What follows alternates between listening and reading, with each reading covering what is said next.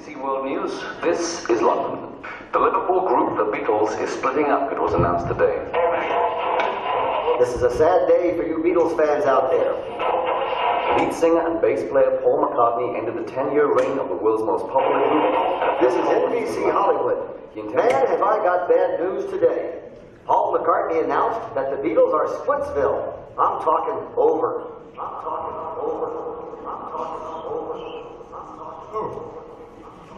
Isn't it crazy how time flies? Huh? A while back, up on the roof of the Apple building on Savile Row in London, the Beatles played their last gig. Whoa, it was freezing cold up there on the 30th of January 1969. After a couple of songs, the police came and we had to tear everything down. That was it. Finish. Goodbye. Man, I can still remember how the boys sat around in Liverpool 10 years ago, waiting for a miracle to happen. No big break. Nothing. Just a few gigs at night at Mona Best's Casper Club, without even having a drummer. It's a good idea to let people know about the Casbah, because they know about the cavern. They know about some of those things, but the Casbah was like the place where all that started. It was actually before the cavern, all of that. And then came the cloud with a silver lining. Germany calling! This was the chance of their lives. Germany, Hamburg, women, money, success. But without a drummer, the dream was over before it began. Thank God for Pete Best. He was up for it. He had time. He was 18 years old. He had a driving license, and most importantly, he had drums!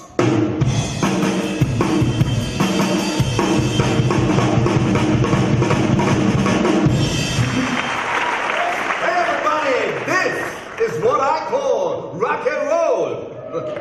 Peter Echo took the Beatles out of the Kaiserkeller and put them into the top 10 club for just 40 Deutschmarks.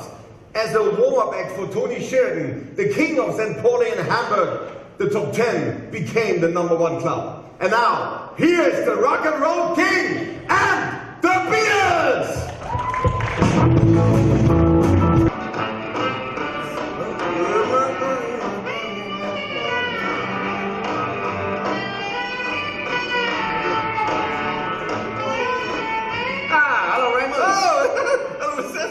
How's it going? Very good, you?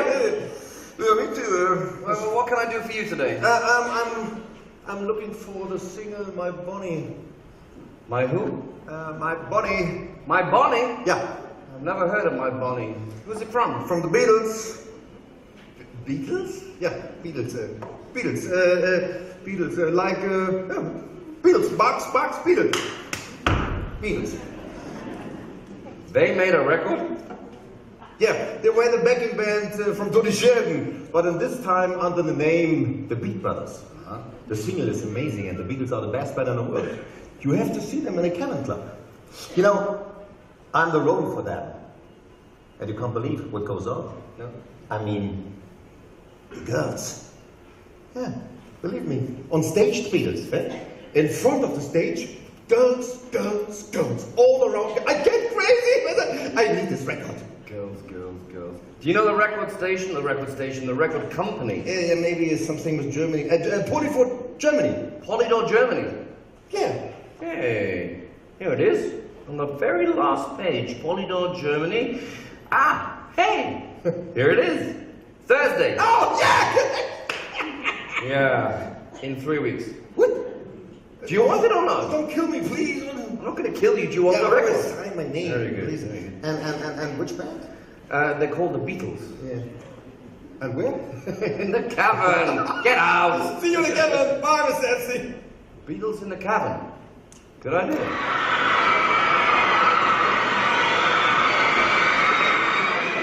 Ladies and gentlemen, Beatlemania has arrived in America. 73 million people watched it on TV. That's an absolute world record. 60,000 wanted to get into the CBS studio for the Ed Sullivan Show. The Beatles stormed America. They broke all records again, even outdoing Elvis. The peak came on the 15th of August 1965 in New York Shea Stadium.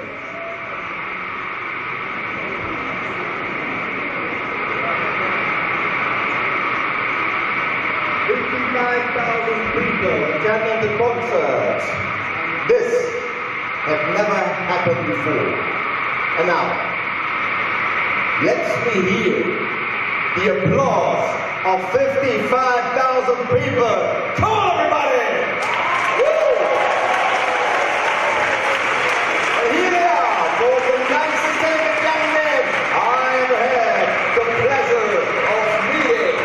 John, Paul, George, and Ringo.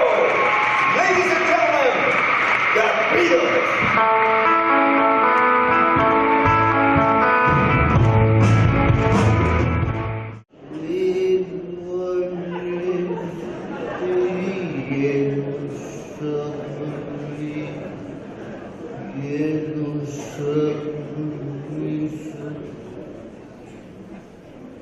Oh, peace. Yeah, peace. You want to try? Well, since 1967, the boys spent a lot of time experimenting. Also in the studio. You can't imagine the things that were tried out. Recording in reverse, altering playback speed, really weird stuff. as if you smoke. This size here, and the cover from the new LP. I tell you, pop art couldn't get any poppier. The boys in fantasy uniforms, in flower bags, and pictures of every important person. Stu Sutcliffe, Karl Marx, Gandhi. But check this out! The Sergeant Pepper's Lonely Hearts Club Band!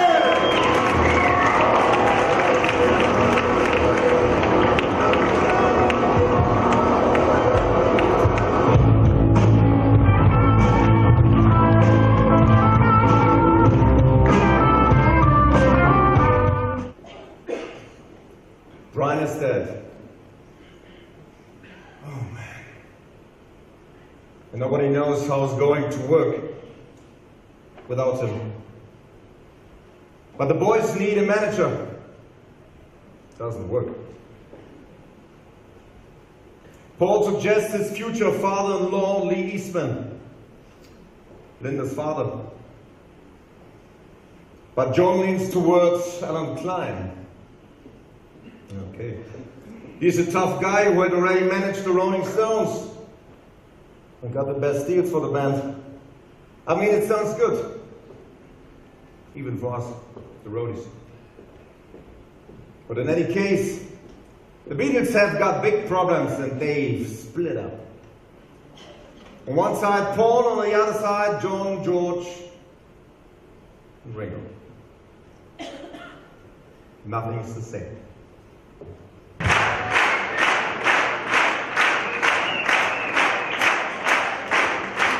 The Beatles were in the studio. What a bad atmosphere. I can't imagine making a record in these environments. Paul tried to keep it all under control, and George and Ringo were so angry that they want to leave as soon as possible. And Apple? Everything was chaos, and they lost a lot of money. And John? John was just hanging around with Yoko. Even in the studio. Quite unbelievable. But today, remember the date, the 30th January of 1969. As today is the Beatles' last concert up on a roof.